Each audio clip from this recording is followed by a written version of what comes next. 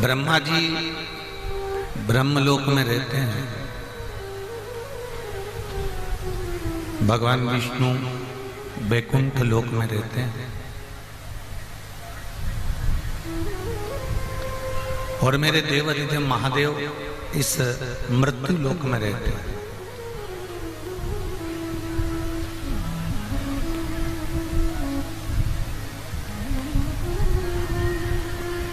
जो मृत्यु लोक में रह रहा है, जो मृत्यु लोक का देवाधिदेव महादेव है, जो मृत्यु लोक का देवता है, यदि उनके 3 नेत्र हैं तो शिव महापुराण की कथा कहती है कि संसार में जितने मानव जन्म लेते हैं, संसार सागर में जितने मनुष्य का जन्म हुआ है, संसार सागर में जितने मानवों का जन्म हुआ है, उनके भी 3 नेत्र हैं।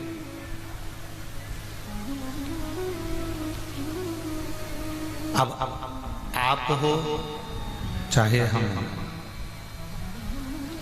जितने इस मृत्यु लोक में मनुष्य जितने जन्म लेते हैं, मानव जितने जन्म लेते हैं, उनके 3 नेत्र हैं। एक नेत्र जिससे वो अपनी अच्छाई देख रहा है, दूसरा नेत्र जिससे वो अपने घर में रहने वाले, परिवार में रहने वाले व्यक्ति की अच्छाई देख रहा है, और तीसरा नेत्र प्रत्येक मनुष्य का होता है जिसमें वो प्रत्येक जीव की बुराई ढूंढा करता है, प्रत्येक मानव की बुराइयां देखा करता है।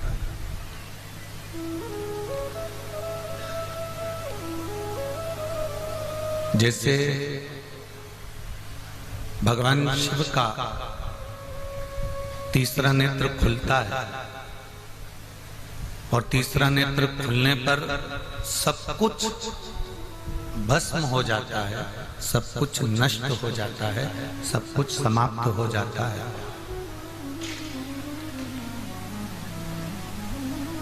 उसी तरह शिव महापुराण की कथा कहती है कि जब हम अपने तीसरे नेत्र का प्रयोग करते हैं, जब हम किसी की बुराई देखते हैं, किसी की निंदा देखते हैं, या किसी को हम गलत तरीके से देखते हैं, तो हमारा भी जो अच्छा कर्म है, जो हमने पुण्य करा होता है, जो हमने सत्कर्म करा होता है, जो हमने भजन किया होता है, वो भी हमारा सारा अच्छा कर्म नष्ट हो जाता है। थोड़ा रिटर्न बढ़ा दो, बाकी का ठीक है, केवल रिटर्न बढ़ाओ, बाकी ठीक है।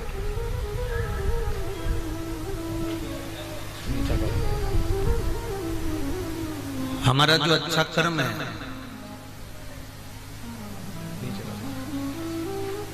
हमारा जो सत्कर्म है, वो नष्ट हो जाता है। शिव महापुराण एक बात बहुत अच्छी कहती है, भगवान शंकर का चरित्र बहुत अच्छी एक बात कहता है कि आप अपनी जीवन में, आप अपनी जिंदगी में जितना अच्छा देख सकते हो उतना अच्छा देखिए।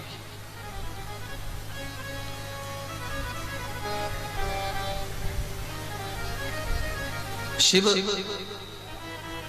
कभी किसी में गलत देखा ही नहीं, मेरे भोले बाबा।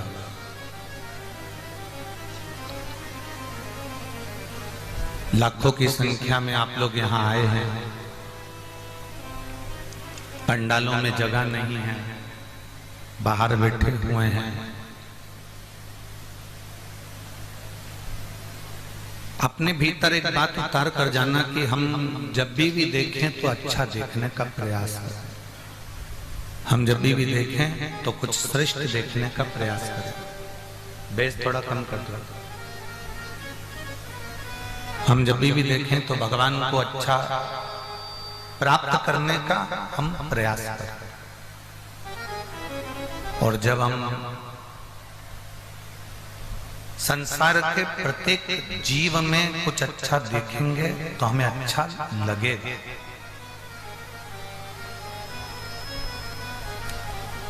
आज मनुष्य की बुद्धि कैसे हो गई? वो कहते हैं ना कि जैसे मोबाइल में जब बहुत सारी चीजें इकट्ठी हो जाती है, मोबाइल में बहुत सारा डाटा इकट्ठा हो जाता है, मोबाइल में बहुत सारी बातें इकट्ठी हो जाती है, मोबाइल में बहुत सारा डाटा एकत्रित हो जाता है, तो उसकी स्पीड बहुत कम हो जाता है।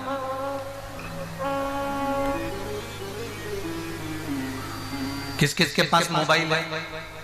उठाओ जरा हाथ। सबके पास है ना? रख लो।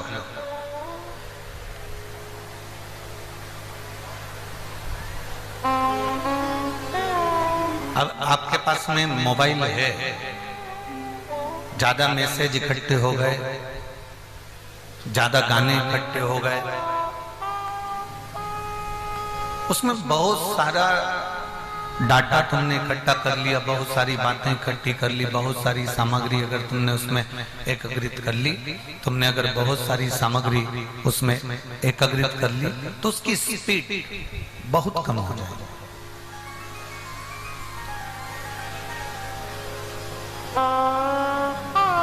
उसकी स्पीड एकदम स्लो हो जाएगी। बस शिव महापुराण भी यही कह रहे हैं, भगवान शंकर का चरित्र भी यही कह रहा है, भगवान शिव का चरित्र भी यही कह रहा है। बहुत सारी बातें जब हम मोबाइल के अंदर एकत्रित कर लेते हैं, बहुत सारा डाटा हम भगवान मोबाइल के अंदर एकत्रित कर लेते हैं, तो वो डाटा जब एकत्रित होता है तो उस मोबाइल की स्पीड कम हो जाती है। शिव पुराण भी यही कह रहे हैं। जितने लोग आस्था चैनल के माध्यम से सुन रहे हो, जितने फेसबुक यूट्यूब के माध्यम से सुन रहे हो, जितने इस कथा के मंडप में, इस कथा के पंडाल में कथा को श्रवण कर रहे हो, एक बात अपने भीतर उतार कर रखना कि मोबाइल में डाटा ज्यादा होता है, मोबाइल में बातें ज्यादा होती हैं, मोबाइल में मैसेज ज्यादा होते हैं, तो उसकी स्पीड कम हो जाती है। उसी तरह हमारे मन में, हमारी बुद्धि में जब बहुत सारा बेकार डाटा इकट्ठा हो जाता है, निंदा किसी ने करी, हमने अपने बुद्धि में रख ली, कोई ने कुछ बोला हमने अपनी बुद्धि में रख लिया, कोई ने कुछ बोला हमने अपनी बुद्धि में रख लिया, कोई कुछ बोला हमने फिर अपनी बुद्धि में रख लिया। ऐसा हमने ढेर सारा डाटा, बहुत सारी बातें अपने मन में और अपने बुद्धि में हमने एकत्रित करके रखा, बहुत सारी बातें।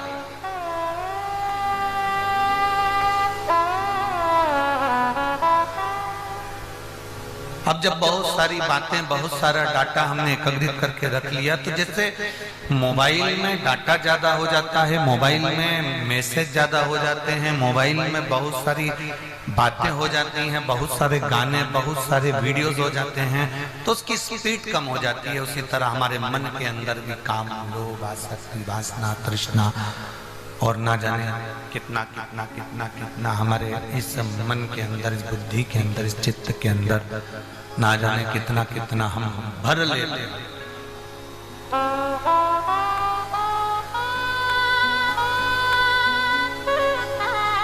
और जब मन के अंदर, बुद्धि के अंदर, हमारे अंदर बहुत सारा डाटा जब एकत्रित हो जाता है, बहुत सारी बातें जब एकत्रित हो जाती है, तो हमारी भी स्पीड कम हो जाती है।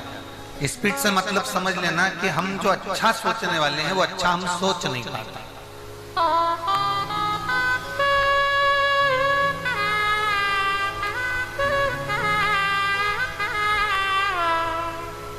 हम जो अच्छा विचार करने वाले हैं वो हम अच्छा विचार नहीं कर पाते। हम जो अच्छा धारण करने वाले हैं वो हम अच्छा धारण नहीं कर पाते।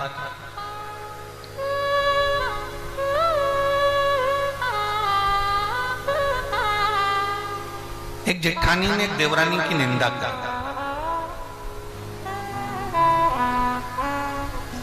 या एक देवरानी ने जेठानी की निंदा करी। अब आप बताओ, मेरी झारखंड की जीजियां बैठी हुई हैं, मेरी जमशेदपुर की बहनें बैठी हुई हैं, मेरी जीजियां बैठी हुई हैं और मेरे जीजा उन बैठे हुए हैं। हम आपसे पूछें कि आप एक विचार कर कर बताना, अपने मन के अंदर एक बात रखकर बताना कि देवरानी ने अगर जेठानी की निंदा करी है, जेठानी ने देवरानी की निंदा करी, तो इसमें जो निंदा कर रही है और जो निंदा सुन रही है, इसमें महापापी की गिनती में कौन आता है? जम के बोलो जरा। जिसने निंदा करी वो महापापी है कि जिसने निंदा सुनी वो महापापी? जम के बोलो जरा। जिसने निंदा सुनी वो महापापी की गिनती में। जिसने निंदा करी वो तो पापी है, क्योंकि भगवान भोलेनाथ ने निंदक को, निंदा करने वाले को भगवान भोलेनाथ ने इस पृथ्वी पर जान कर जन्म दिया है। कई लोग कहते हैं इसको क्यों जन्म दे दिया? ये भोलेनाथ ने जान कर दिया है, जिससे हमारे पाप धुल जाए, हमारे भीतर के मेल धुल जाएं और हमारी बीमारियां समाप्त हो जाए। इसलिए भोलेनाथ जी ने निंदा करने वाले को पृथ्वी पर भेजा।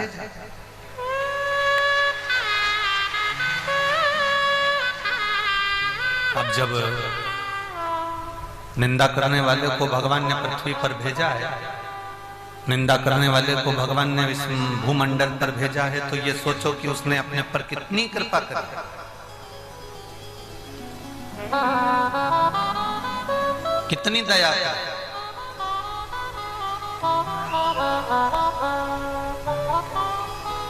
जरा सा कोई ने निंदा कर दी, आपने वो काम करना छोड़ दिया।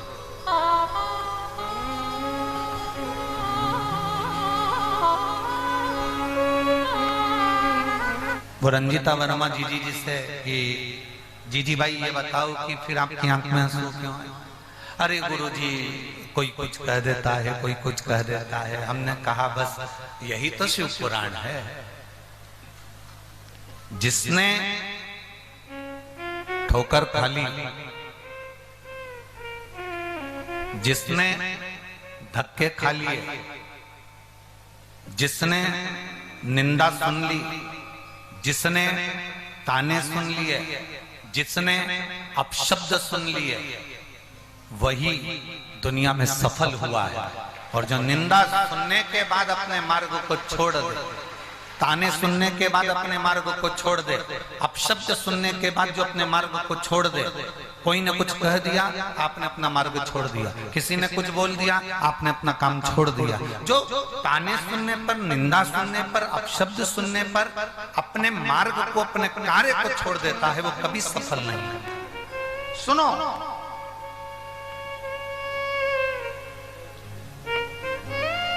और सुनने के बाद आप अपने मार्ग को और प्रशस्त कर लीजिए। सुनने के बाद आप अपने मार्ग को और प्रबल कर लीजिए, और प्रबल। और जितना जितना ये 4 बक्स बंद हैं, जितना जितना आप अपने मार्ग को जितना प्रबल करेंगे, जितना जितना आप अपने मार्ग को प्रशस्त करेंगे, उतना उतना सुख आपके जीवन में आता जाएगा, उतना उतना सुख।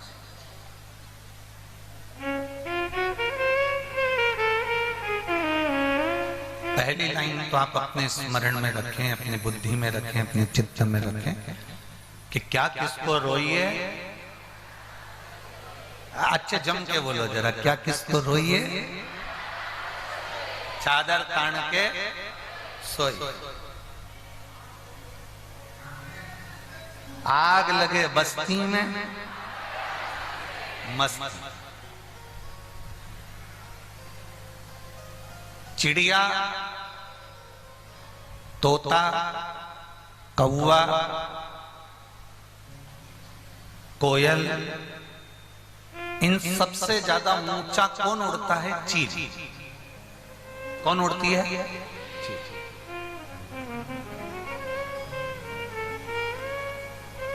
अब जरा विचार करिए, गाय, कौवा भी नीचा उड़ता है, कोयल भी नीचे उड़ती है, तोता भी नीचा उड़ता है, चिड़िया भी नीचे उड़ती है, पर सबसे ज्यादा ऊंची उड़ती है चील। कभी चिड़िया डिप्रेशन में आई? कभी तोते को टेंशन हुआ? कभी कौवे को टेंशन हुआ कि हमसे ज्यादा ऊंचा वो चील उड़ रहा है, तो वो चील से हमें आगे बढ़ना है। ना कभी कौवा डिप्रेशन में आता है, ना कभी तोता डिप्रेशन में आता है, ना कभी चील डिप्रेशन में आती है, ना कभी किसी पक्षी को टेंशन होता है। तोता, पक्षी, चिड़िया और सुख की जिंदगी जीते हैं, तेरी मर्जी पड़े तो और ऊपर उड़। पर हम जितने ऊपर उड़ रहे हैं उतना हमारे लिए श्रेष्ठ है, हम जितना कर रहे हैं हमारे लिए उतना श्रेष्ठ है, हम जैसा कर रहे हैं हमारे लिए वो श्रेष्ठ है।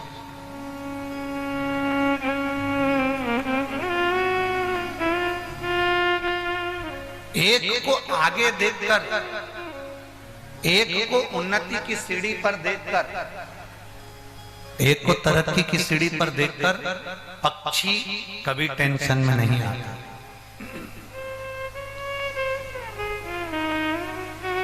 पक्षी कभी टेंशन में नहीं आता।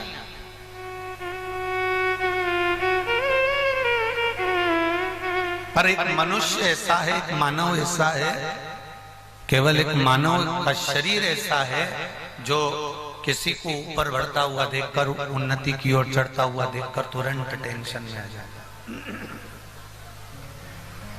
केवल एक मानव, केवल एक मनुष्य।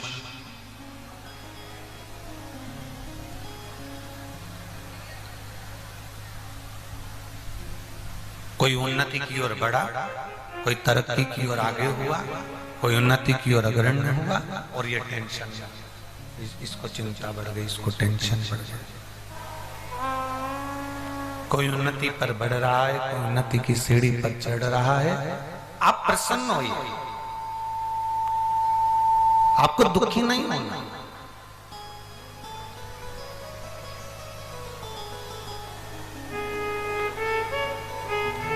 जितना प्रसन्न हो सकता, अपने जीवन को इतना प्रसन्नता में जियो कि भगवान भी कहे कि इसको इतना दुख होने के बाद भी इतना प्रसन्न रहता।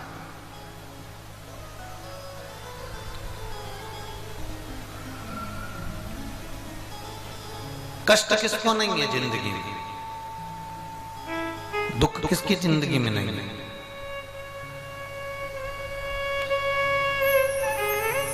एक नीचे से नीचा व्यक्ति, छोटे से छोटा व्यक्ति, ऊपर से ऊपर तक के व्यक्ति को जीवन में टेंशन रहता है, कष्ट रहता है।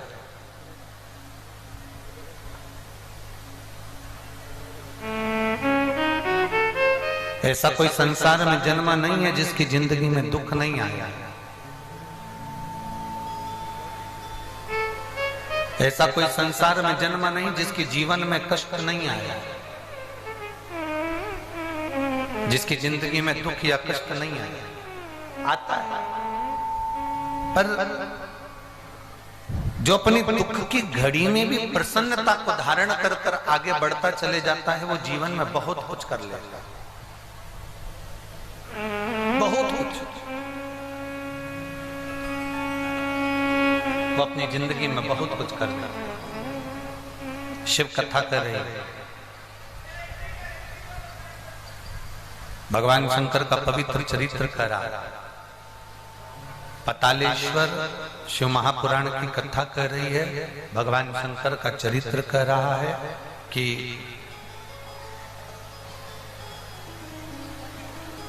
आप जितना दुख की घड़ी में भी मुस्कुराना सीखोगे, उतना अपने जीवन में आप उन्नति की ओर बढ़ते चले जाएंगे। आप अपनी दुख की घड़ी में जितना प्रसन्न होना सीखोगे, आप अपनी दुख की घड़ी में जितना प्रसन्नता की ओर आगे बढ़ने का प्रयास करोगे, उतना उतना आप उन्नति की ओर बढ़ते चले जाओगे। और यदि थोड़े से दुख में, थोड़ी सी कष्ट में यदि आपकी आंख में आंसू आ रहे हैं, तो आप कभी उन्नति की ओर बढ़ नहीं सकते। थोड़ा प्रसन्नता लाइए अपने भीतर, थोड़ी प्रसन्नता के भाव को प्रकट करिए, अपने भीतर थोड़ी आनंदता के भाव को प्रकट करिए।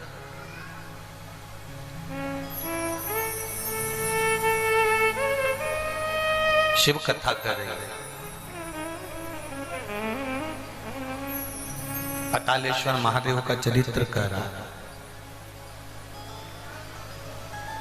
एक बार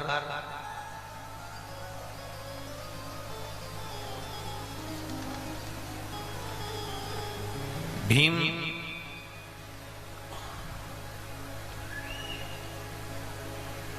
अपने भाइयों के साथ में बैठे हुए थे और भीम जब अपने भाइयों के साथ में बैठे हुए थे तभी भगवान कृष्ण का आगमन हुआ। भगवान कृष्ण पधारे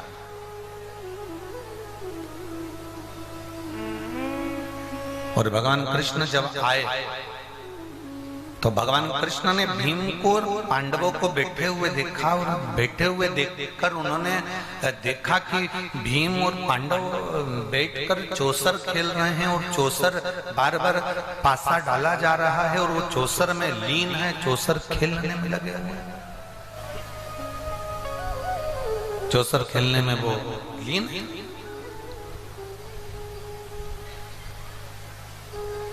भगवान कृष्ण के मन में एक बात आ गई,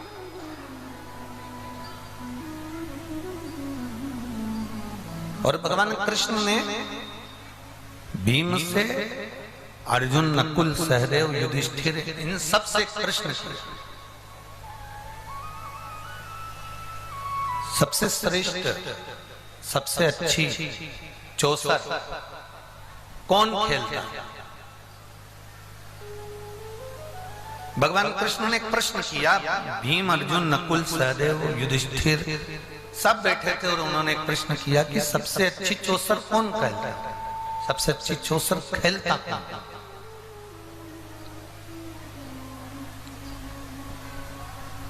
अब भीम को लगा कि मुझसे अच्छी चौसर कौन खेल सकता है? मेरे बराबर की चौसर खेलेगा भी तो खेलेगा कौन? मेरे बराबर अच्छी चौसर कौन खेल सकता है? भीम, युधिष्ठिर, नकुल, अर्जुन सब बैठे थे और उन्होंने कह दिया कि सबसे अच्छी चौसर तो हम ही खेलते हैं।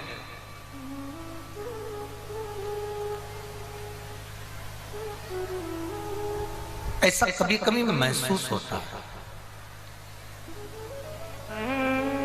ऐसा कभी कभी हमारे हृदय में ऐसा भाव प्रकट होता है।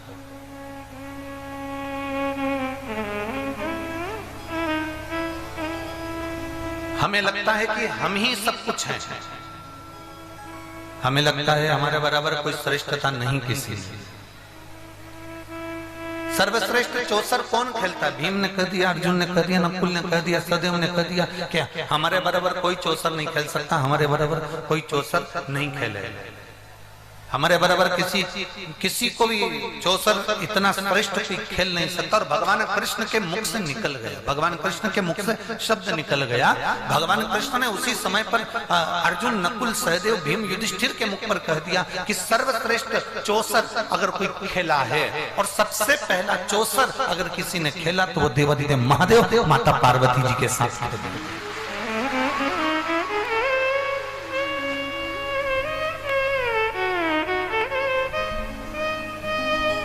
सर्वश्रेष्ठ चौसर अगर कोई खेला है तो केवल देवादिदेव महादेव माता पार्वती जी के साथ खेला, श्रेष्ठ, सर्वश्रेष्ठ।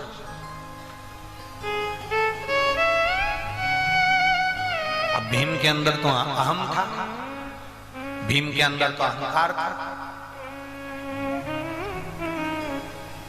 कभी भी शिव जी के मंदिर में जाना या शिव महापुराण की कथा में पहुंचना, आपसे निवेदन है। झारखंड में तो हम इस जमशेदपुर क्षेत्र में हम पहली बार आए हैं, यहाँ से हम इतने परिचित तो नहीं हैं, पर इतना अंदाजा जरूर कर सकते हैं कि भले परिचित नहीं हो पर आप लोगों का प्रेम, आप लोगों का समर्पण और आप लोगों की भक्ति देखकर ये विश्वास से कह सकते हैं कि आप सब शंकर भगवान के पुत्र और पुत्रियां हो, कोई साधारण नहीं। इतना विश्वास। बोल बम का नारा है सारी समस्या का हल,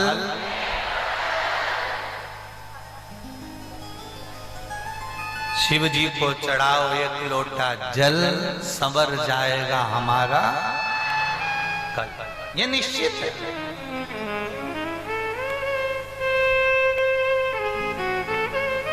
और शंभो शरणे बड़ी मांग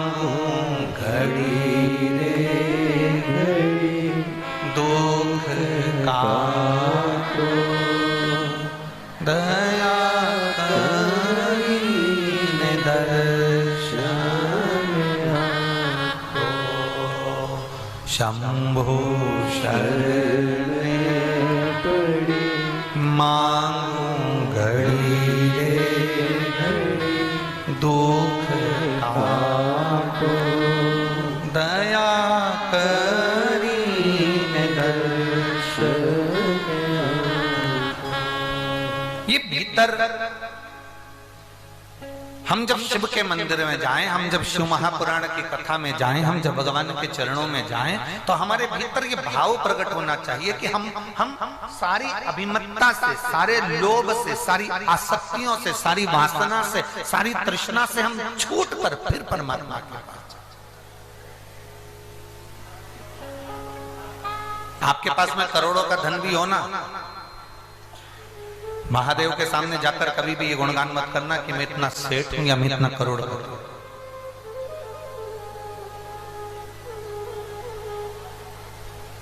गुणगान उसके सामने करना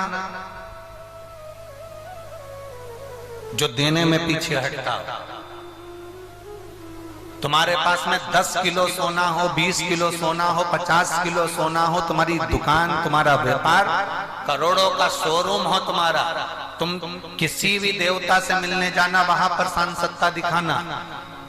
तुम्हारी 50 फैक्ट्री चलती हो, तुम किसी दूसरे देवता से मिलने जाना, वहां सांसदता दिखाना, पर महादेव के सामने सांसदता मत दिखाना, क्योंकि वो एक चुटकी में अपनी सोने की लंका रावण को दे देता है, अपने हाथ का कंकन उतार कर भस्मासुर को दे देता है।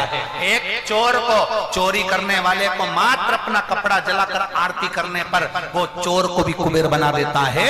जो माता लक्ष्मी को भंडार भर देता है, जो भगवान नारायण को लक्ष्मी प्रदान कर देता है, वो कुबेर भंडारी, वो कुबेरेश्वर महादेव, मेरा शंकर कोई साधारण नहीं हो सकता। मेरा शिव साधारण नहीं हो सकता, मेरा शंकर साधारण नहीं हो सकता। किसी भी मंदिर में जाकर तुम अपना अहंकार दिखाओगे चल जाएगा, किसी भी मंदिर में जाकर तुम अपनी अभिमत्ता दिखाओगे चल जाएगा, किसी भी मंदिर में जाकर तुम अपना अहम दिखाओगे चल जाएगा, पर महादेव के सामने ना अभिमत्ता दिखाई है, ना अहंकार दिखाई है। भगवान शंकर के सामने, शिव पुराण में शंकर के सामने, शंकर के मंदिर में, शिवालय में, देवालय में कभी जाकर मत कहना कि मेरा धन, मेरा वैभव, मेरी सत्ता इतनी ना।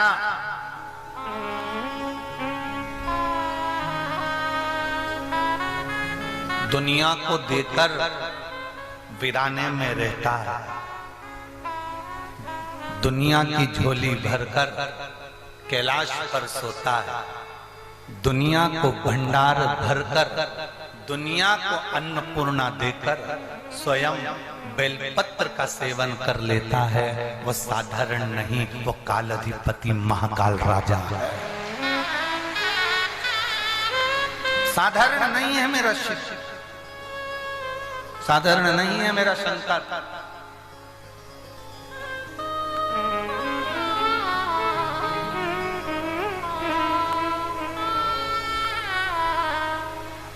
हूँ मैंने तेरे ही भरोसे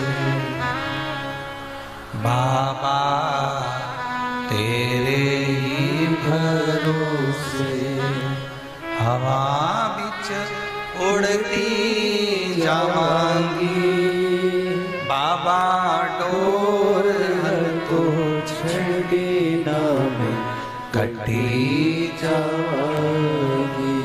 भोले मैं तेरी बदन, शंभो मैं तेरी बदन, हवा बिच उड़ती जावांगी, बाबा डोर तो छड़ी ना में कटी जावांगी। भोले मैं तेरी बदन, शंभो मैं तेरी बदन। शिव कथा का भगवान शंकर का संवाद कर रहा है। सब दूर अकड़ दिखाओ, सब दूर अहम दिखाओ, सब दूर तुम्हारे धन की रोब दिखा, सब दूर तुम्हारी सत्ता की रोब दिखाओ, सब दूर तुम्हारी कुर्सी की रोब दिखाओ, सब दूर तुम्हारी प्रतिष्ठा की रोब दिखाओ, पर महादेव के चरणों में किसी की रोब नहीं चलती। उसके चरणों में तो हर कंकर संकर होता है, प्रत्येक जीव एक जैसा होता है।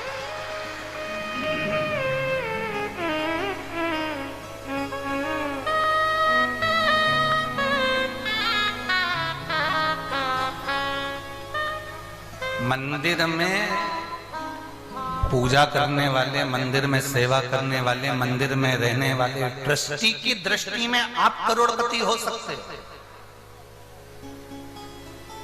मंदिर में पूजन करने वाले, मंदिर में सेवा करने वाले पुजारी की दृष्टि में, ब्राह्मण पंडित की दृष्टि में आप करोड़पति हो सकते हो, पर जिस महादेव के ऊपर आप एक लोटा जल चढ़ाने के लिए बाबा धाम में जाते हो, जिस महादेव के ऊपर जल चढ़ाने के लिए आप बैद्यनाथ में जाते हो, आप जिस महादेव को जल चढ़ाने के लिए शंकर के शिवालय में जाते हो, तुम ब्राह्मण की दृष्टि में, पंडित की दृष्टि में, ट्रस्टी की दृष्टि में तुम करोड़पति, उन्नतिमान, धनपति हो सकते हो। तुम्हारे लिए वीआईपी रास्ता बन सकता है, तुम अंदर जाकर जल चढ़ा सकते हो, पर भगवान शंकर की दृष्टि में चाहे करोड़पति हो चाहे रोड़पति हो, उसकी दृष्टि में सब बराबर होते।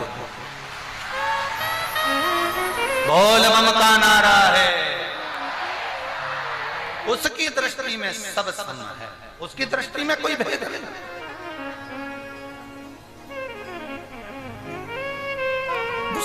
सबके लिए, सबके लिए।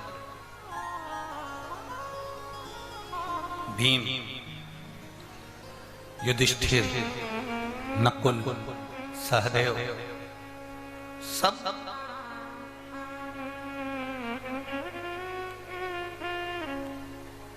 भीम ने कह दिया हमसे अच्छा, हमसे श्रेष्ठ हो ही नहीं सकता।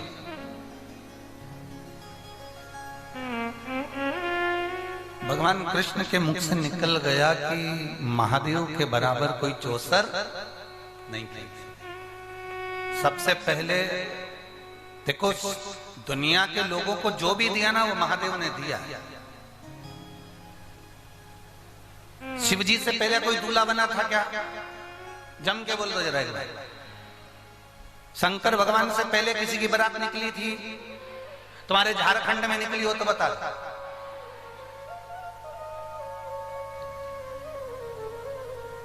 राम जी की बारात भी बाद में निकली, कृष्ण भगवान की बारात बाद में निकली, शालिग्राम भगवान की बारात बाद में निकली, नारायण की बारात बाद में निकली। सबसे पहली बारात निकालने का हक अगर किसी को है तो वो देव अधिदेव महादेव को है। सबसे पहली बारात निकाली थी और इतनी जोरदार निकाली थी कि उसमें करोड़पति भी बहुत थे और रोड़पति भी बहुत थे। उसमें बहुत भगवान विष्णु, ब्रह्मा, इंद्र, देवता, 33 कोटि देवी देवता सब।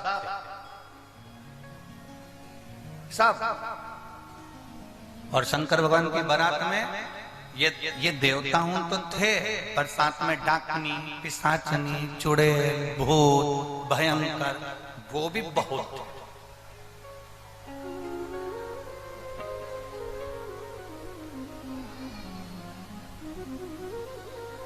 पहली बारात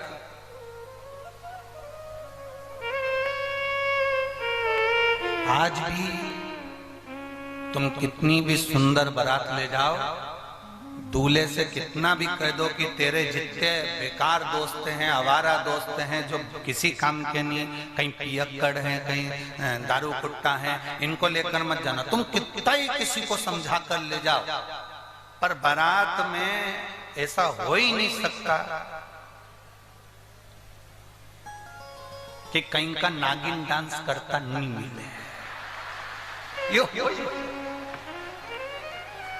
बहुत कठिन,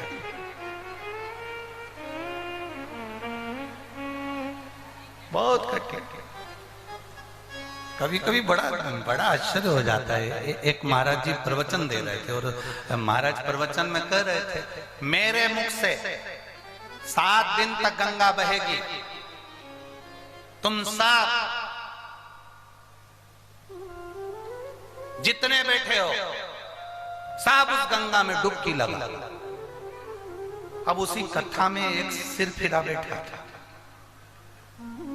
उसकी बुद्धि में आया कि महाराज जी बोल रहे हैं मेरे मुख से 7 दिन तक गंगा बहेगी, तुम सब इसमें डुबकी लगाओ।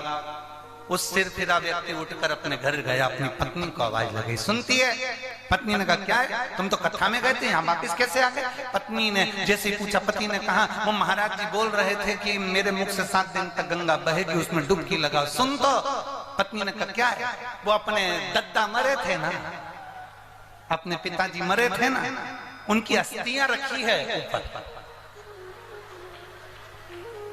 जल्दी उतार कर। अरे पत्नी ने कहा बड़े आज तो तुम्हारे पिताजी की तुमको याद आ गई क्या? तुम गंगा जी में अस्थियां खमाने के लिए जा रहे हो, ठंडा करने जा रहे हो, अस्थियां खमाने जा रहे हो? पति बोला तो फालतू की बात मत कर, जल्दी से अस्थियां उतार के ला। पत्नी अस्थियां उतार के लाई, पति को दी, पति ने उसको उखल में डाला और उसको मूसल से कूट दिया, कूट के उसकी पुड़िया बना ली पीस के और पुड़िया बना के और कथा में जाके बैठ गया। जैसे महाराज जी ने कहा मेरे मुख से 7 दिन तक गंगा बहेगी, तुम सब डुबकी लगाओ। इतने में वो खड़ा होकर बोला महाराज जी रुको, थोड़ा सा प्रसाद खाओ। अब उसने महाराज जी को जो वो पुड़िया दी और महाराज जी ने व्यासपीठ पर उस पुड़िया को खोला और खोल कर जो मुंह में डाला, डालते से ही वो हड्डी का चूरा चर बोला और दांत में आए। अब महाराज जी ने उसको धीरे से बुलाया, इधर इधर। वो आया, महाराज जी ने पूछा तू ये बता कि मुझे क्या खवाया? इतने में वो बोला महाराज जी हमारे पिताजी की अस्थियां बहुत दिन से धरी थी, हमारी पत्नी रोज कहती थी गंगा जी में खवा दो, गंगा जी में खवा दो, गंगा जी में खवा दो, गंगा जी में ठंडा कर दो। अब इतने में तुम हमारे गांव में आ गए और तुमने बोला कि हमारे मुख से 7 दिन तक गंगा बह रही है, तो हमने सोचा कहाँ गंगा जी में खवाने जाएंगे, यहीं खवा। कहाँ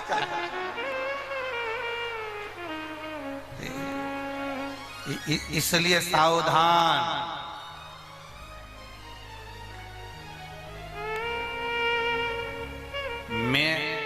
मेरा ये संबोधन सब बेकार,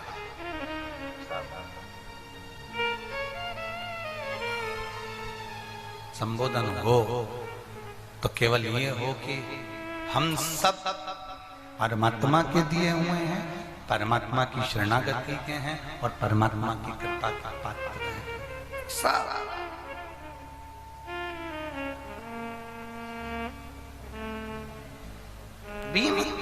युधिष्ठिर, नकुल, सहदेव, इन सब के भीतर एक अभिमान प्रकट हो गया। एक अहम,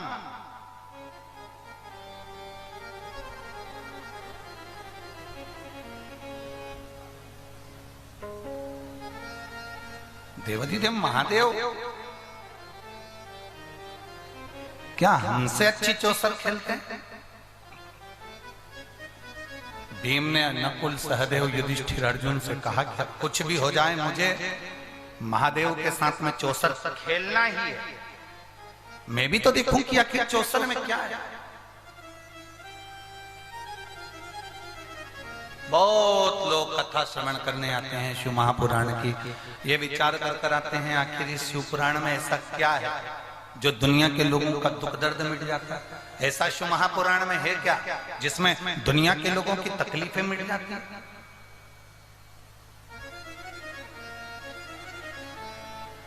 और जितने बैठे हो कथा के पंडाल में, कथा के बाहर, कथा के पंडाल से दूर, रोड पर, जमीन पर जितने बैठे हो, एक अंदाजा लगा कर जाना 5 दिन की कथा सुनो। एक छोटी सी ऐसी डायरी में लिख के रख लो कि हम 5/2/2024 में हमने शिव महापुराण की कथा सुनी है। 5 दिन की 9 तारीख तक सुनी। हमने किसी प्यासे को 1 बोतल पानी पिलाया 10 रुपए का, हमने किसी को बिस्कुट खिलाया 5 रुपए का, हम अपने घर से ठेहुआ बनाकर लाए थे, गुड़ का आटे में गूंद कर बनाकर जो छठ पर बनाते हैं वो बनाकर लाए और पूरे लोगों को 2-2 4-4 खिलाए थे। वो हिसाब जोड़कर रखना और 3 महीने इंतजार करना, मेरा महादेव उसको हजारों लाख गुना कर ना दे तो उसको लिखो। इतना कृपालु, इतना दयालु, इतना दातार, सहज महाराज साधारण।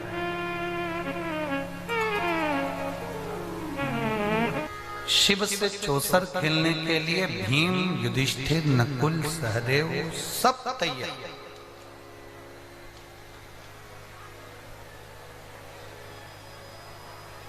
आप श्रेष्ठ हैं, शिव कथा करें, थोड़ा ध्यान लगाकर सुनना। आप श्रेष्ठ हैं, शिव महापुराण की कथा कर रही है। आप श्रेष्ठ हैं, ये दुनिया को नहीं बताना आपको कि आप श्रेष्ठ हैं।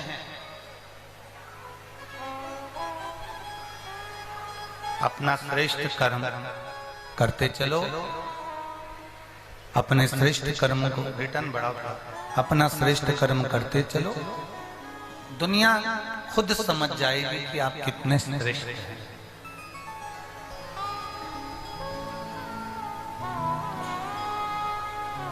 कर्म करने में पीछे नहीं हटना। एक पत्र है, देखिए,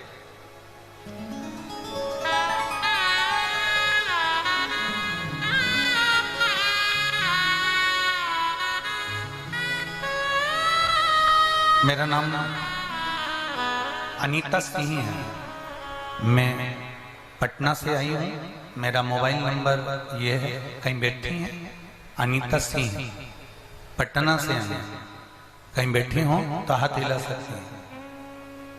मेरा नाम अनीता सिंह है, मैं पटना से आई हूँ, मेरा मोबाइल नंबर ये है। बाबा की कृपा का मैं क्या गुणगान करूं गुरुदेव। मेरे पूरे शरीर में सोराइसिस की बीमारी थी, कहीं बैठी हो, बैठ गए, हाँ हाथ हिला दो।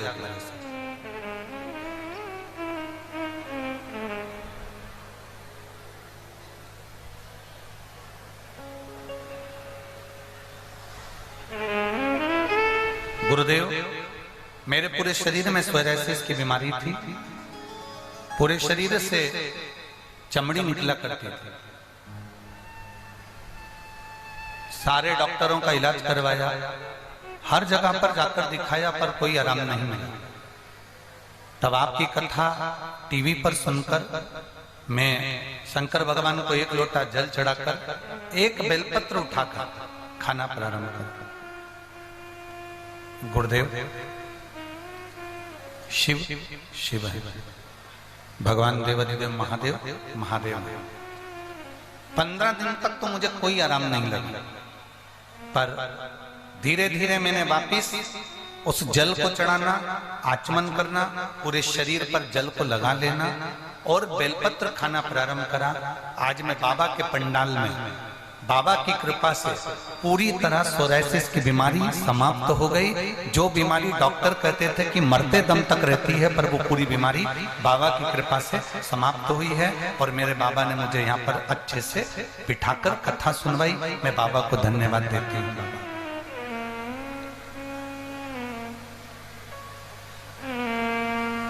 गुरुदेव,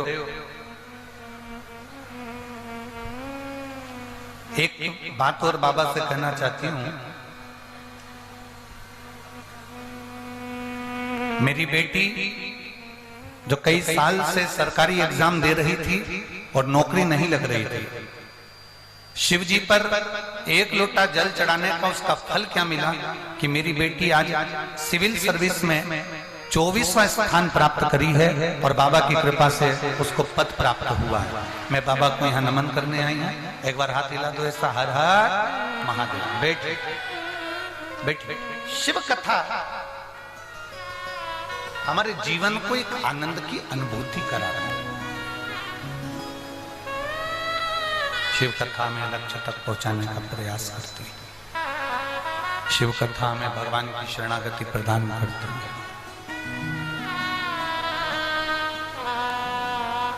बस आप अपना कर्म करे जाओ, भगवान के मंदिर तक जाना मेरा काम है और बिगड़ी बनाना तेरा। आप उसकी चौखट तक जाइए, आप उसके मंदिर तक जाइए, आप उसके देवालय तक जाइए, आप उसके शिवालय तक जाइए, फिर उसका मन वो क्या देगा, कैसे देगा, किस प्रकार से देगा, ये उसके ऊपर निर्भर करता है। आप अपना कर्म करो, आप अपना भजन करो, आप अपना कीर्तन करो, आप अपना मंत्र जाप करो, आप अपना नाम जाप करो। श्रेष्ठ हो, पर दुनिया वालों के आगे अपनी श्रेष्ठता नहीं दिखाना। वो दिखाएगा, एक दिन ऐसा आएगा कि वो चमका निश्चित कृपा करता है। भीम ने तप करा भगवान शंकर के साथ चौसर खेलने के। शिवजी कैलाश छोड़ दिए, पताल में जाकर उन्होंने निवास किया। शंकर भगवान जब पताल में जाकर निवास करे तो शिवजी का नाम पतालेश्वर, जम के बोलो जरा, पतालेश्वर महादेव का। भगवान शिव पताल में जाकर निवास किया, पताल में पहुंच गए, निवास। भगवान नारायण को मालूम पड़ा कि देवाधिदेव महादेव पताल में निवास कर रहे हैं, तो भगवान विष्णु स्वयं भगवान शिव से मिलने के लिए पताल में पहुंचे।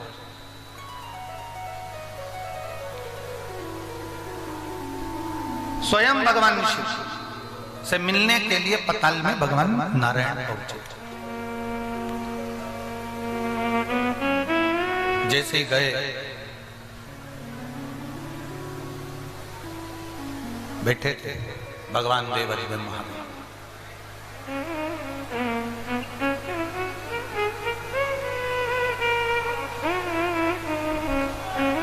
शिव बैठे हैं, भगवान नारायण का आगमन हो गया। नारायण ने भगवान शंकर जी से कहा कि आप कैलाश छोड़कर पताल में बैठे हो, कारण क्या है? आज आप अपना पूरा घर छोड़कर शिव महापुराण की कथा में आकर बैठे हो, कोई तुमसे पूछे कि तुम शिव पुराण में बैठे हो? तुम इतने पढ़े लिखे, इतने सारी तुम्हारी जॉब है, इतने पढ़े लिखे हो, इतना तुम्हारा वर्चस्व है, और तुम कथा सुन रहे हो। ओ मेरी झारखंड की जीजियों, ए मेरी जमशेदपुर के जीजाओं, तुम रोज अगर मंदिर में जल चढ़ाने जाओगे तो दुनिया के लोग आपसे कहेंगे, इतना पढ़ा लिखा होकर, इतनी पढ़ी लिखी होकर कहां चक्कर में पड़ी हो सीवर वाले महाराज के?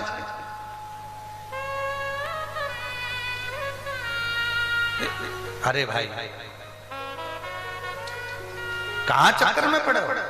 तुम कथा सुन रहे हो, तुम शिव जी के मंदिर जा रहे हो, तुम एक लोटा जल चढ़ा रहे हो, तुम भगवान शंकर का श्रृंगार कर रहे हो, तुम मंदिर में जाकर श्री शिवाय नमस्तुभ्यम कर रहे हो। अरे जरा सोचो तो सही, दुनिया के लोग तुमसे कहेंगे ये क्या कर रहे हो?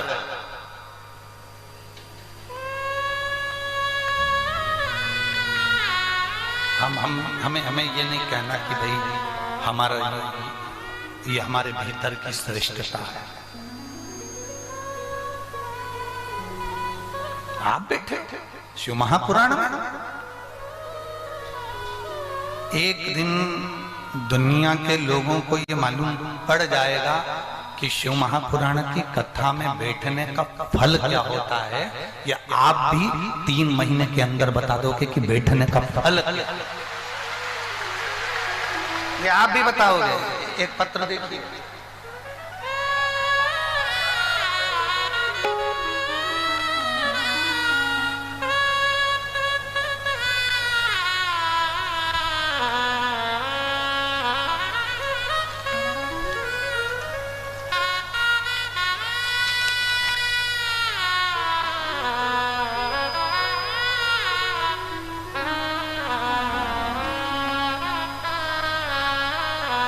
मैं बिजुल देवी हजारीबाग दारू के निवासी हूं। मैं बिजली देवी हजारीबाग दारू के निवासी। कहीं बैठी हैं? हाथ हिलाओ। हाँ ठीक है। इतनी सारी बिजली देवी है, जो खास बिजली देवी है वही खड़ी रहे, बाकी सब बैठ जाओ। हाँ धन्यवाद। हाथ हिला दो। श्री शिवाय नमस्ते। मैं बिजली देवी हजारीबाग दारू की निवासी हूं। मेरी छोटी बहन ने मुझे आपकी कथा से परिचय कराया। मैं भी आई हूं गुरुजी। छोटी बहन भी आई है? हाँ अब आते ला। छोटी बहन, हाँ ठीक है। श्री शिवाय नमस्ते। मेरे पति जिनका नाम दिनेश चंद चौरसिया है, उनको अचानक 22 सितंबर 2022 के दिन 12:20 पर बहुत जोर से पेट में दर्द लगा और हम उन्हें तुरंत डॉक्टर के पास लेकर गए। उन्हें हजारीबाग लेके गए और तुरंत गाड़ी से जब हजारीबाग के हॉस्पिटल में लेकर गए, वहां डॉक्टर ने 2 दिन तक उनका जांच किया। फिर हम उनको रांची ले गए।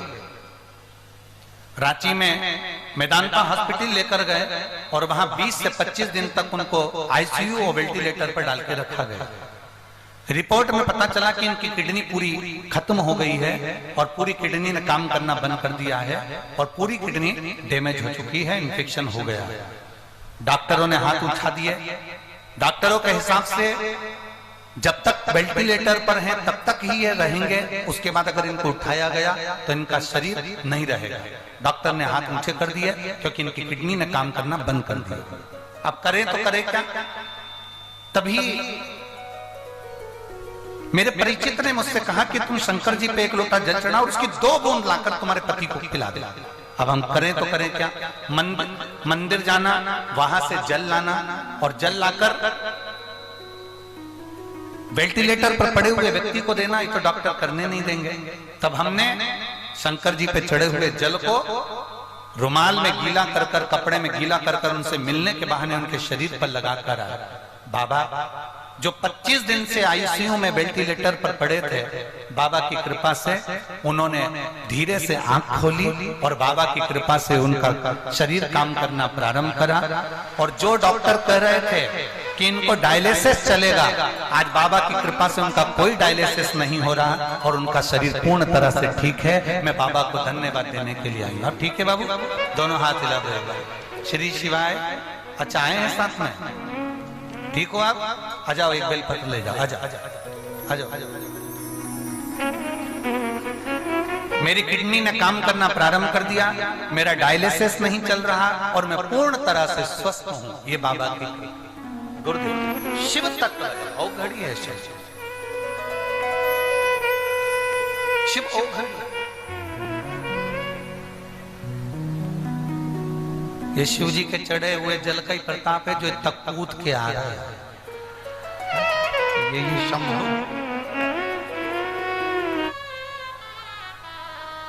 उसका भजन, उसका कीर्तन, उसका स्मरण हमें सुख देता है।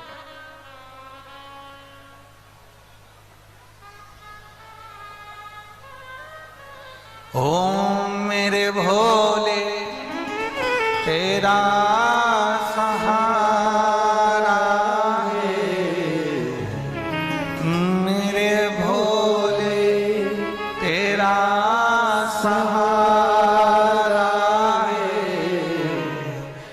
मेरी नैया का तू किनारा है, मेरी नैया का तू किनारा है। हम उसके सहारे, अभिमत्ता में नहीं, अहंकार में नहीं। भीम, युधिष्ठिर, नकुल, सहदेव तप कर कर भगवान शंकर के साथ चौसर खेलना चाहते हैं। ये दिखाना चाहते हैं कि हम श्रेष्ठ हैं चौसर में।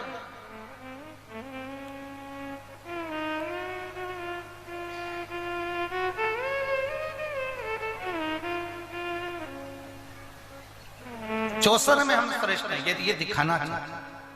यहां पर एक माता बैठी है जिनके यहां 14 साल तक औलाद नहीं हुई और 14 साल के बाद जब डॉक्टरों ने मना कर दिया, लोगों ने मना कर दिया, सारी दुनिया से गोद भरवाई और औलाद नहीं हुई, तब सब ने कह दिया अब संतान नहीं होगी। पर उसने लिखा शिव शिव औघड़दानी औघड़दानी। 14 साल के बाद बाबा ने संतान दी। कहीं बैठी हो तो हाथ हिला दिया। 14 वर्ष के बाद उसने संतान दी। वो साधारण हो सकता? बोल बम का नारा है, सारी समस्या का हल। शिव को चढ़ाओ जल, सुधरेगा निश्चित।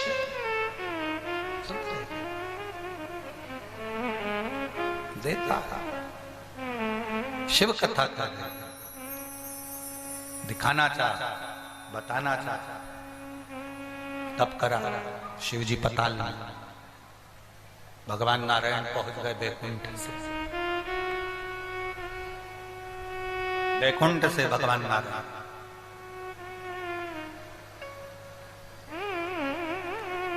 शिव जी ने नेत्र नहीं खोले, बंद नेत्र से पताल में भगवान शंकर बैठे हुए, बंद नेत्र से। शिव ने नेत्र नहीं खोले। जब शिव जी ने नेत्र नहीं खोले, बंद नेत्र कर कर भगवान शंकर बैठे, भगवान नारायण ने उसी समय पर भगवान ब्रह्मदेव को बुलाया। ब्रह्मा जी आओ। ब्रह्मा जी आए। हर हर शंभो, हर हर महादेव। जो भगवान ब्रह्मा जी ने 3-4 बार पुकारा, पर भगवान शंकर जी ने नेत्र नहीं खोले। पतालेश्वर महादेव पताल में आराम से बैठे। आओ तलमस्त होकर बैठे।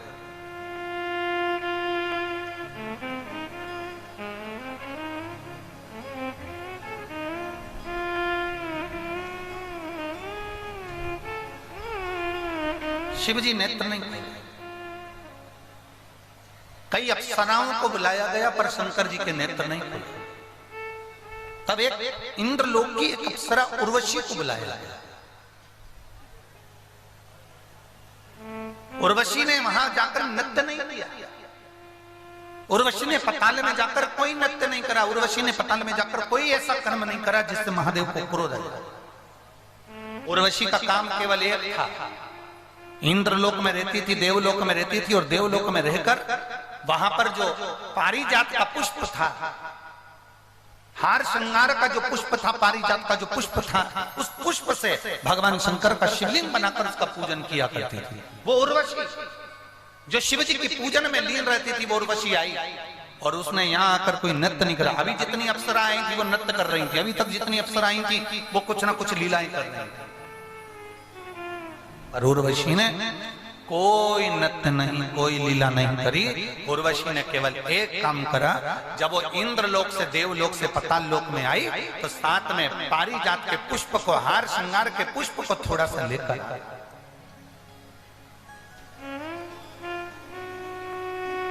पारिजात का फूल देखा है आप लोगों ने? हाथ उठाओ जैसा, सबने देखा है ना? ठीक है, रखिए।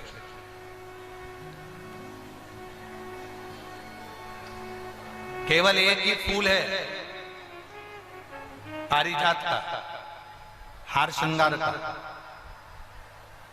जो पुष्प तोड़कर भगवान देवाधिदेव महादेव को नहीं चढ़ाया है। कौन सा फूल? जम के बोलो जरा। केवल एक पुष्प है पारिजात का, जो तोड़कर, वृक्ष से तोड़कर, पौधे में से तोड़कर उस फूल को महादेव पर नहीं चढ़ाया जाता। पारिजात का फूल पेड़ से तोड़कर नहीं चढ़ता।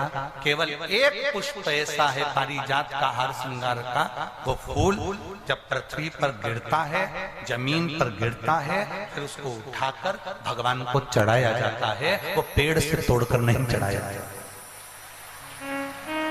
केवल एक पुष्प। जम के बोलो कौन सा पुष्प है? और जम के बोलो।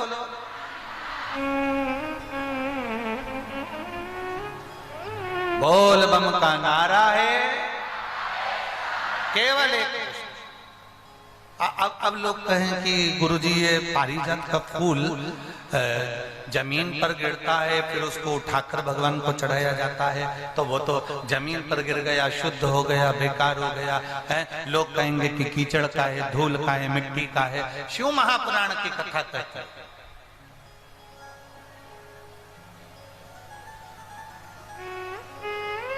पारिजात के फूल को वृक्ष से तोड़कर महादेव को इसलिए नहीं चढ़ाते क्योंकि हम एक साधारण जमीन पर रहने वाले, कंकर मिट्टी में रहने वाले हम साधारण व्यक्ति हैं। और जब मिट्टी में गिरे हुए उस पुष्प को जब हम उठाकर भगवान देवाधिदेव महादेव को समर्पित करते हैं तो हम महादेव से ये कहते हैं, बाबा जैसे ये पारिजात का फूल मिट्टी में गिरा है, धूल में गिरा है और हमने आपको समर्पित करा है, बाबा ऐसे ही संसार सागर में हम गिरे हुए हैं, हमको भी स्वीकार करना और अपना अपना हमें भी स्वीकार। हे शिव, हे त्रिकालदर्शी, है कैलाशी, है अविनाशी, हमें स्वीकार। उर्वशी अप्सरा पारिजात के पुष्प को लेकर आता। कब खिलते हैं पारिजात के फूल?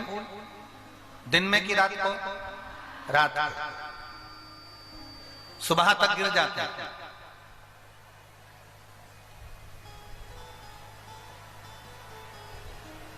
लगभग दशहरे के समय पर, दशहरे से आगे पीछे ही ये पारिजात के फूल ज्यादा आते हैं।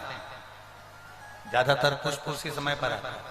और जो समझदार व्यक्ति होते हैं ना, वो पारिजात के पुष्प को कई माताओं की आदत रहती है। अब यहाँ पर ऐसा है कि नहीं, परंतु हमारे यहाँ अगर पारिजात का पुष्प है ना, तो उसको ऐसे जमीन पे से उठाकर उसको भगवान शिव को चढ़ाने के लिए ऐसे कॉपी में उसको रखते जाते हैं, ऐसे ऐसे उसको रख लेते हैं बहुत सारे पुष्प। तो वो पुष्प जो है ना वो सूख जाते हैं। सूखने के बाद में पारिजात का पुष्प जो शिवरात्रि करने वाले होते हैं, या प्रदोष का व्रत करने वाले होते हैं, या सोमवार के अष्टमी का व्रत करने वाले होते हैं, या सावन के महीने में पूजन करने वाले होते हैं। अब पूरे साल तो पारिजात के फूल आते नहीं है, वो आते हैं दशहरे के लगभग में 1-1.5 महीने का उनका क्रम रहता है फूलों का आने का। तो वो पूरे पुष्प ऐसे कॉपी में एक पुस्तक में उसको रख लेते हैं। फिर जब भी पूजन करने का मौका मिलता है, एक पारिजात का फूल उठाकर महादेव को समर्पित कर देते हैं। कई लोग पारिजात का पुष्प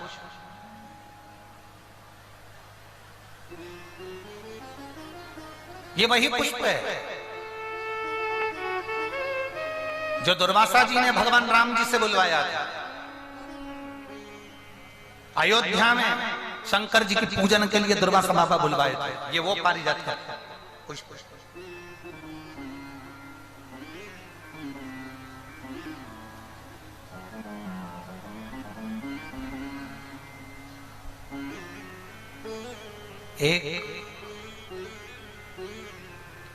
एक पारिजात का पुष्प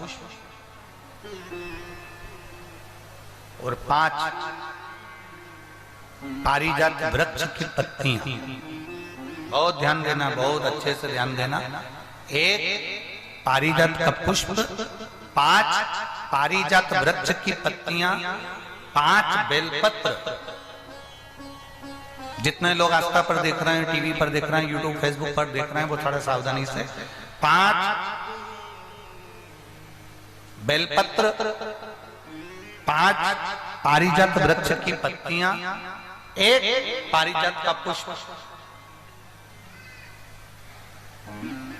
प्रयास करा करो कि प्रत्येक प्रदोष पर या प्रत्येक शिवरात्रि पर उसको समर्पित किया जाए। प्रयास। बेलपत्री भी उठा कर ले आना, पारिजात की पत्तियां भी लेकर जाना, और पारिजात का जो पुष्प है वो भी लेकर जाना। एक बार कर देखना, जितने लोग वॉकर लेकर चल रहे हैं, जितने लोग लाठी टेक कर चल रहे हैं, जिनकी कमर में प्रॉब्लम हो गई, जिनकी डिस्क की प्रॉब्लम हो गई, जिनके गुरिये खसक गए या घुटने में गैप आ गया या डॉक्टर ने कह दिया कि ऑपरेशन करना पड़ेगा, एक बार कर देखो। 5 बेलपत्र, 5 पारिजात की पत्तियां, एक पुष्प पारिजात का किसी भी शिवरात्रि पर, हर महीने शिवरात्रि आती है, किसी भी शिवरात्रि पर बाबा को समर्पित करिए। 1 लोटा जल समर्पित कर दो और बाबा पतालेश्वर महादेव का नाम लेकर समर्पित कर उसको उठा ला। पहले जो बेलपत्री लेकर आए हो, रोज 1 बेलपत्री 5 दिन तक खाना है।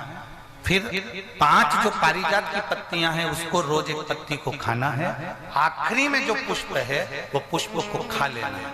15 दिन के अंदर तुम्हारा घुटना और तुम्हारी कमर काम करना प्रारंभ करेगी और तुम उठकर चलो। पारिजात का पुष्प बड़ी आनंदता देता है, बड़ी आनंद।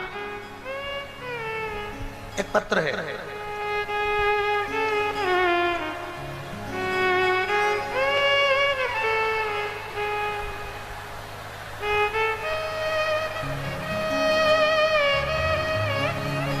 शंभो शरण मागो घड़ी रे घड़ी दुख काटो,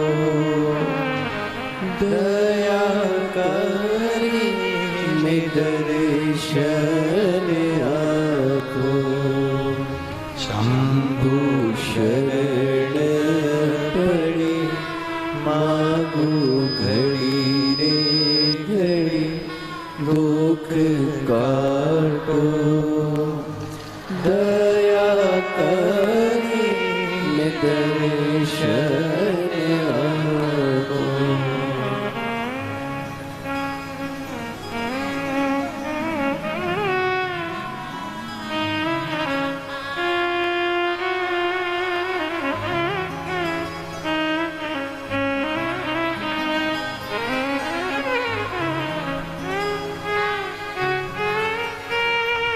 मैं शकुंतला देवी पटना से हूं, बाढ़ पटना से हूं। शकुंतला देवी कहीं बैठी हो तो हाथ हिला सकते। मैं शकुंतला देवी बाढ़ पटना से हूं। मेरी पोती जिसके पैर में तकलीफ थी और पूर्ण तरह से पैर काम नहीं करता था, खूब रोती थी। सबको चलता देखती, सबको आनंद में देखती तो रोती। शिवजी पे चढ़ा हुआ जल उसको देना प्रारंभ करा। मेरी बेटी ने, पोती ने कहा कि दादी मेरा तो पांव काम ही नहीं कर रहा, क्या करूंगी, अब मैं जल नहीं पीऊंगी। लड़ ली वो शंकर भगवान से और बाबा से विनती कर आपने जो पारिजात के पौधे का और वृक्ष का और फूल का वर्णन करा था वो मैंने किया और बाबा की कृपा से मेरी पोती का पांव काम करना चालू करा। ये शिव तत्व है, ओ घड़ी है। कहीं बैठी हो तो हाथ हिला सकती हैं। शकुंतला देवी बाढ़ पटना से है, पटना शिव तत्व है, ओ घड़ी। एक विश्वास के साथ जब आगे बढ़ोगे, ये लिखा है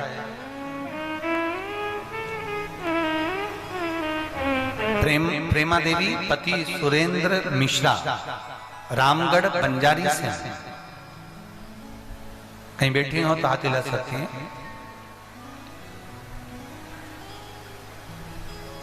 गुरुदेव, मेरी बहू को 12 साल से बच्चे नहीं थे, 12 साल से पुत्र का कोई योग नहीं बना था।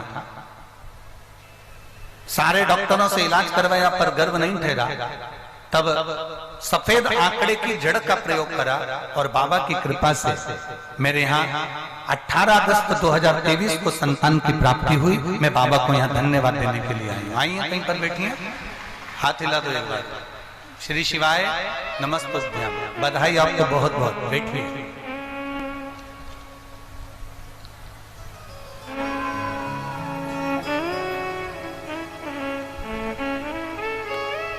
उर्वशी अप्सरा आई और वो उर्वशी अप्सरा क्या लेकर आई साथ में, जम के बोलो जरा जल्दी से। पारिजात के पुष्प।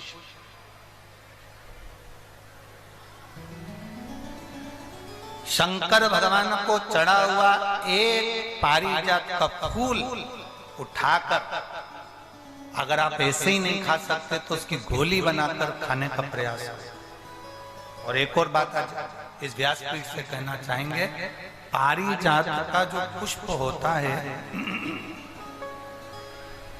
पारिजात का जो फूल होता है, उस पुष्प के नीचे जो एक केसरिया कलर की डंडी होती है, करें दर्शन आप लोगों ने? अरे बोलो तो जम करें ना। तो जो पुष्प होता है, उस पुष्प के नीचे एक केसरिया कलर की डंडी होती है, केसरिया कलर। अगर बाबा की कृपा आप पर हो जाए और कहीं से पारिजात के थोड़े बहुत फूल आपके पास में एकत्रित हो जाए और मान लो वो पुष्प तुमने शंकर जी को नहीं चढ़ाए हैं और उसके नीचे की जो डंडी है उसको तोड़कर तुमने सुखा लिया, सुखाने के बाद उसको पीस लिया, पीस कर उसको अपने डब्बी में रख लिया। जब भी भगवान शंकर के मंदिर में जाएं और उसका अगर आप शंकर भगवान को केसर तिलक लगाना प्रारंभ करें तो मनोकामना शीघ्र पूर्ण हो। पारिजात के पुष्प का इतना वर्णन है और कोई कहे कि गुरुजी आप ये पारिजात के वृक्ष का जो वर्णन कर रहे हो, आप जो ये पारिजात के वृक्ष का वर्णन कर रहे हो, तो हमारा निवेदन है कि इसको हमने हरिवंश पुराण में से लिया।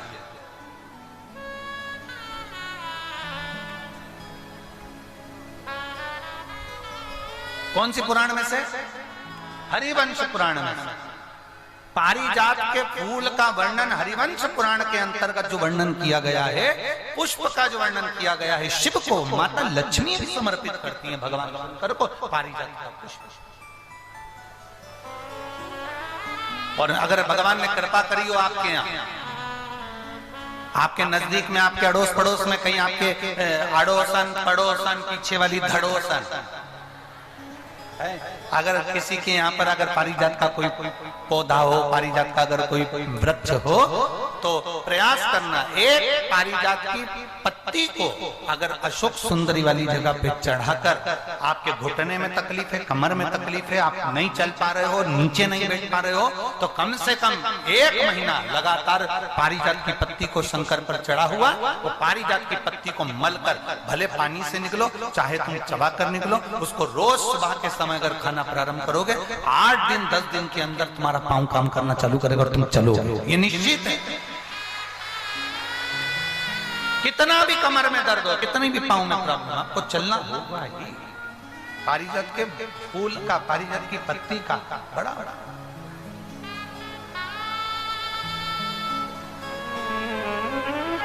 दो वृक्ष समुद्र मंथन के अंदर प्रकट हुए।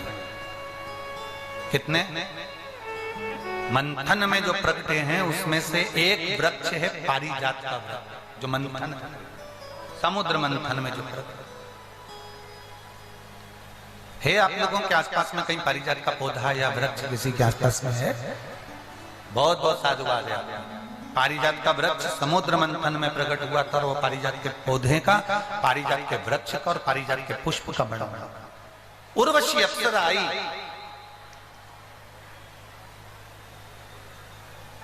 और उस उर्वशी अप्सरा ने भगवान शंकर को पारिजात का पुष्प समर्पित कर। भगवान विष्णु खड़े रहे, शिव जी के नेत्र नहीं खुले। ब्रह्मा जी खड़े रहे, शिव जी के नेत्र नहीं खुले। भगवान सारे देवता आकर खड़े हो गए पर भगवान शंकर के नेत्र नहीं खुले। केवल एक पारिजात का पुष्प ऐसा था जो उर्वशी अप्सरा ने भगवान शंकर के चरणों में समर्पित करा, शिव जी का नेत्र खुल गया। केवल एक पारिजात के पुष्प का स्पर्श मात्र कर लिया, केवल स्पर्श मात्र।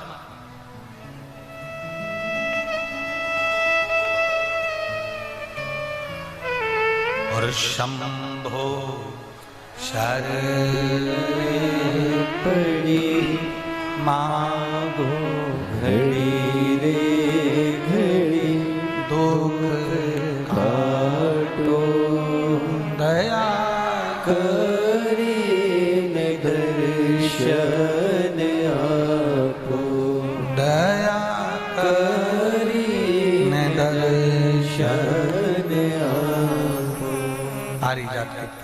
महाराज।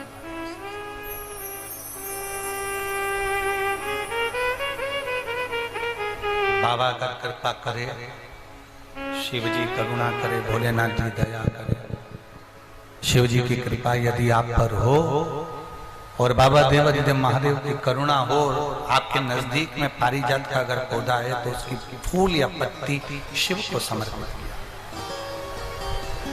उसका सेवन वो भी स्वस्थ।